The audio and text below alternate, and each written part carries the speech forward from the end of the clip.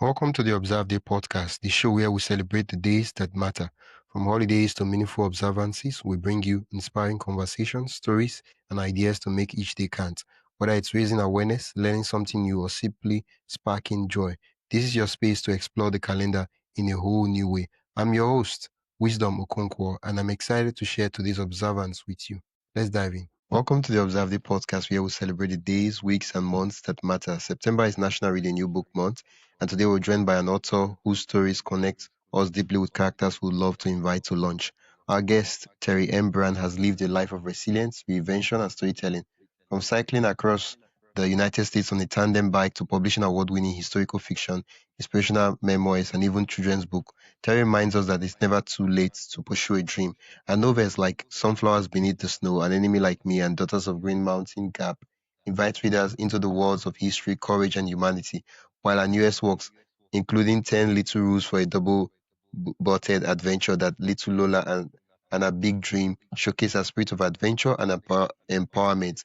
Today we'll talk about the transformative power of books, the art of character-driven fiction, and why picking up a new book might just be the spark you need this month. Welcome to the podcast, Terry. Thank you so much for having me. I'm excited to be here with you today. You've written across genres. You've written historical fiction, memoir, children books. For me, I'm curious, what does National Reading New Book Month mean to you as both an author and a reader?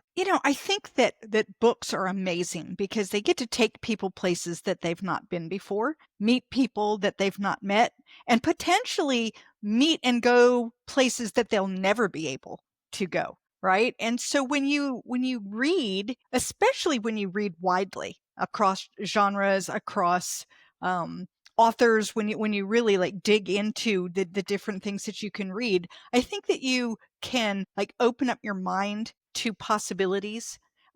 You can gain empathy. You can start to understand maybe social things that you might not understand otherwise. It can introduce you to concepts that you hear about in the news, but you don't know how they would affect you. But when you read about them with a character, then you do understand. Yeah, I like that. While I was going through doing my research, it occurred to me that you began with nonfiction, but fiction became a lifelong dream fulfilled for you. I'm curious, what shifted in your life that gave you the courage to finally publish your first novel? Yeah. So, I had been in a really bad relationship. I was in an abusive relationship for 14 years. And during that time, I couldn't write fiction because when you write fiction, these are your own characters. They're kind of like your children and you let them out into the world. Right. And I needed to be okay. I needed everything to be okay. And sometimes people don't like what you write. I couldn't have handled that then. But once I got out of that really bad relationship, words started to fall out of me. And I knew that I needed to start writing fiction. But it wasn't until I rode across the United States on the tandem bicycle that I gained enough courage to realize that, look, if I can ride on a bicycle all the way across the United States, I can certainly do anything else that I want to do. And that's when I started writing. Yeah, you just talked about cycling across the United States. How did, I want us to zoom in a bit, right? How did that experience, I mean, it's riding a bike, it's cycling through the United States. What does that have to do with your fiction and your storytelling voice? Prior to doing that ride, like I said, I had been in this abusive relationship, and therefore I didn't really believe in myself anymore. And I didn't think I was capable, and I didn't believe that I could write a good story. Even though I had very few people knew I was writing, but those that did would say, no, what you're writing is fine. I didn't believe it. I didn't have the courage. But you get on a bicycle and you go 3,102 miles across the United States. And this was big for me because when I decided that this was an adventure I was going to do, I had not been on a bicycle in 40 years. So this was well beyond my normal. And when I made it across, as we were finishing up, I thought, I just rode across the United States. I can do anything. Yeah. It's not a matter of can I do it? It's a matter of what do I want to do? And I wanted to be an author. So I think that the ride gave me the courage to realize, look, if I can do that big thing, then I can do other big things. And writing is a big thing, but I had the courage then to say, look, I'm good enough. I can do this now. Yeah. I think at the very beginning, I don't know what to call it, but at the very beginning of every craft. You're starting out, you don't even know what you're doing, and there's no Right. evidence to say otherwise. And for some time, you're like, oh, I don't know what I'm doing. But once you able to like skate through the first few terrible piece of work for, you then Right. realize that, well, I think it's not like I'm the best at what I do, but I think I know what I'm doing. Exactly. I tell people all the time, like, my first manuscript is horrible. I'll never show it to anyone. It's really, really bad. But I wrote 50,000 words, and it helped me learn a lot about book structure and the kinds of things that needed to happen. And did I do it well? No, I didn't. My characters were flat. It wasn't good, but it was the beginning. And Picasso, the first time he picked up a paintbrush, he didn't paint a masterpiece. He was still figuring out, how do I hold the brush? How do I get the paint onto the brush the right way and then onto my canvas? And it's the same with a writer or with anything. Like you said, anything that you do when you first get started, you have no clue, and it's probably not very good, those first attempts, but that's okay. Yeah, yeah. You know, one of the key things you said while you were responding to the question I asked about what shifted when you wrote your novel is you said your characters, they felt like children, right? And at the point in time, the space you weren't in a safe space. Yeah, I did. I Uh, entered a space. I entered a space where people around me, I believed in me, and people around me were believing in me. So I yeah, didn't have to fear anymore. So this way, if someone didn't like one of my characters, I felt safe because I had a safe place to be. And it's really hard to put yourself out into the world when you don't feel like you have a safe space to be. yeah. Most of your characters are authentic. Um, Yeah. how do you bring such authenticity into your own fiction, considering that it's fiction, it's not real, it's imaginary. How do you make them real, feel real? I think about people that I know and I think about myself. So I had a character in Sunflowers Beneath the Snow who was hungry. And I thought, okay, I've been hungry. Now, I've not been as hungry as my character, but I've been hungry, right? And so it was Uh, like, okay, what does that feel like? What would I do if I felt hungrier than that? What would I do if there was no way to get food and this is how I felt? What would I do if my children were also involved in this? And so I do a lot of the what ifs. Like, this is what I know. I know sad. What would it be if I were even sadder? I know grief. What would it be if the grief was even more intense? And then I just try to take what I know about myself and then what I've kind of watched other people. And I work to make my characters as three-dimensional as possible so that they're good people, or sometimes they're not, but that isn't the only side to them. Like I know me, I try to be a good person, but sometimes I fail at that. And I have bad habits and I have other things that I'm not proud of. And I try to make sure that my characters have all of that so that when you read the character, you say, oh, I recognize that character because you kind of see yourself or someone else that you know in it. it's like a mirror. You're like, oh yeah, Yes, that's me. That looks like absolutely. me. Yes, because if you read a character that is like completely perfect, they have it all together, they know exactly what they're doing, or you read a character who's completely horrible, 100% awful, that's not real. Very rarely do you meet someone who's 100% perfect or 100% awful. Yeah.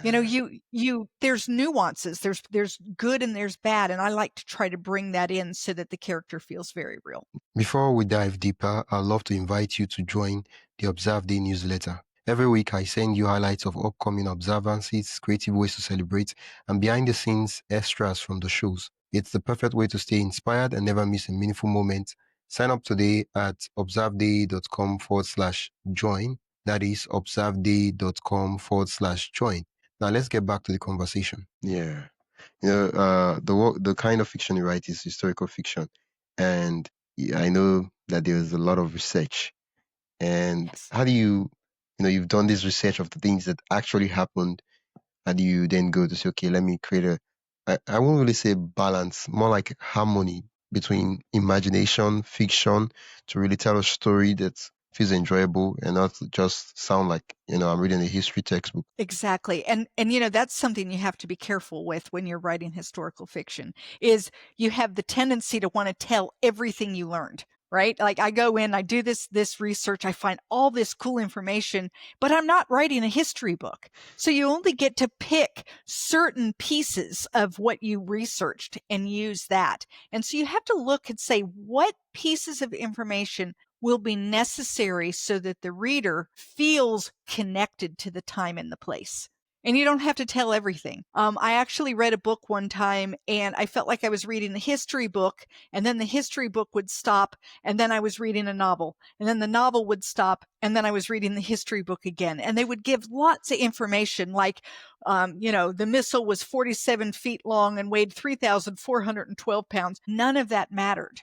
Right? Those are the kinds of things that it's really cool when you're doing research to find that information, but it's not likely to matter in the book. And so you have to pick and choose what pieces you use. And then you allow your character to do whatever your character is going to do, but you have to remember where they are and in what time period.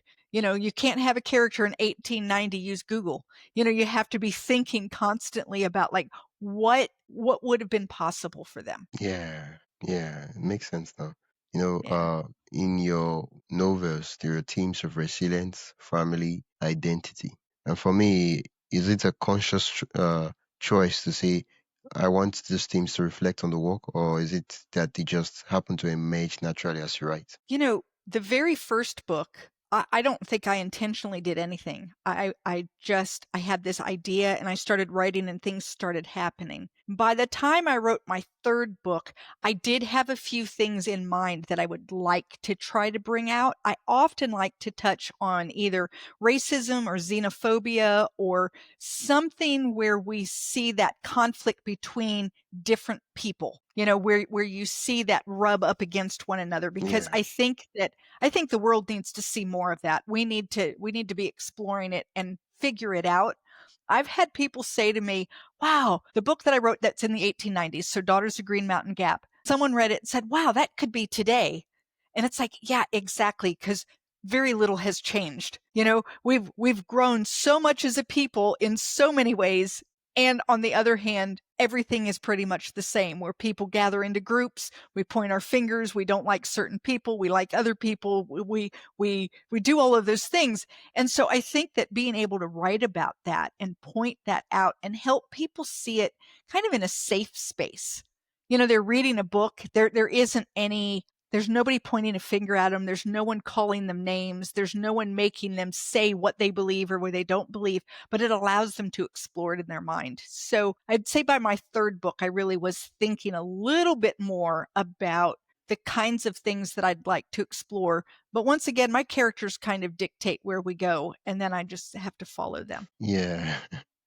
I guess every creator has a way of putting their fingerprints, signature on every Yeah. piece of their work. And those themes are kind of signature. They're like, hey, yeah, this is one of Terry's work. I do like to do families. And I think one of the reasons I like families is because you get a wide variety of viewpoints in one single space. You don't have to go looking. You don't have to try to explain why one person sees it one way. Because if you have generations, grandma's going to see something different than granddaughter because of their Yeah. age and their experience and all of the other things. And so I really love exploring in a family, especially extended family, because it allows us to see things from very different viewpoints, and it's naturally very different. I look at this all started when I was a little girl. My grandparents used to talk all the time about the Depression. And I would think, oh my gosh, are we still talking about this? Let's be done with this. The Depression that's been 20 years, leave it, right? Well, they couldn't leave it. And I was the granddaughter and I thought it was ridiculous. Well, now flash forward, 9/11 happened, over 20 years ago. And I'm sure my grandchildren are someday going to be thinking, oh, is grandma talking about that again? And it's just because they have a different lived experience than I do.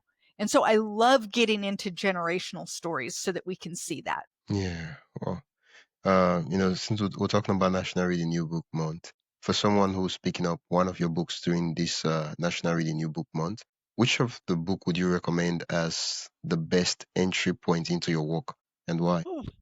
Oh, that's like asking me which child I love the most. Um, I think, oh, geez. I'm going to tell you the best selling book of my three is Daughters of Green Mountain Gap. And I think it's because it's my third and I got better. You know, like we said, the longer you do something, the better you get at it. However, Sunflowers Beneath the Snow, my first one, talks about Ukraine and Russia invading in 2014. And of Wow. course they have since invaded again. So it would be a really good book if you are interested in trying to understand a little bit of Ukraine Russian history. Yeah, So I don't know. It's hard. I can't tell you which. I love them all. of course you do.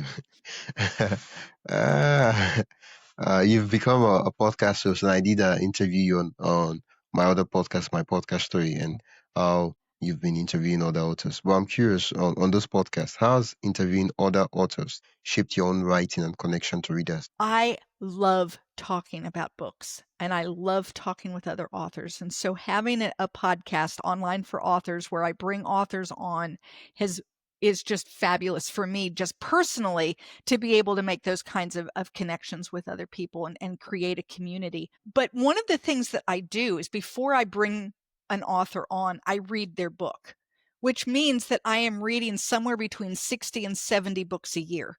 And Wow. that helps me with my writing because the more I read, the better my writing is going to be. And for a while, I was just reading historical fiction. It's one of my favorites, and that's what I was reading. But because of my podcast, I'm now reading across genres. And I Yeah. think that has also helped me. It opens up my eyes to see how different things work, how things are put together, how different authors create characters, how different authors deal with dialogue, how different authors describe their setting. And I see good and bad. And I think that is also helpful. You know, sometimes you see something and you think that's not working. And then you can stop and say, why? And then you try to make sure you don't do that in your own work. And so I don't know. I have found it to be just a wonderful vehicle for not only building my community, but also learning a lot about other people and how they do their craft. Yeah. Well, thank you so much for sharing that. Uh, I wanted to give an advice to listeners who, they dream of writing a book themselves someday, right? Yeah. What advice would you give to someone holding back because of fear, your imposter syndrome? The list is endless. Yeah. Yeah, the list is endless. And I would say stop dreaming and start doing it. You know, you're not going to become better at writing until you start writing. And so the longer you wait, the longer it will be before you become better at it. So start, even if it's starting small, even if it's writing a little short story or a very small flash fiction piece, or maybe you just write a chapter or you develop a character and start writing and see like how does that feel? And once you get to a point where you kind of feel okay with what you've written, find a good critique partner, someone who is going to be both kind and honest. So not your husband or your wife who will just tell you, "Oh sweetheart, that's lovely," but someone who will be kind, tell you what's good, but also be honest and tell you what's not. And then listen to that and then try to make changes in your writing as you go forward. That's Oh, what I would say. thank you so much for that Yeah. advice. I did prepare a lightning round, sets of quick fun questions. You ready? Okay. I don't Uh, know. We'll see. paperback, hardcover, or ebook? Yes. I actually always have one of everything going. I have an ebook going, I have a hardcover going, and I have an audio going at all times. Okay. Morning writing or midnight inspiration? I'd be more of a morning writer because by midnight I'm so exhausted I can't think. Okay. What's a book that changed your life forever? Mm. I've read so many books that's hard to say, but I can tell you the book that changed the way I thought about authors was The Grapes of Wrath by John Steinbeck. It was the first time that I had read a book that I realized that the author was trying to tell me something beyond a cute story, that he wanted me to learn something about people. And I thought, ooh, that is really cool. Yeah. Favorite place to read? The beach. If you could share lunch with any of your characters, who would it be and why? Oh, any of my characters. I'd probably want Maggie, who is in Daughters of Green Mountain Gap, and she's the grandmother.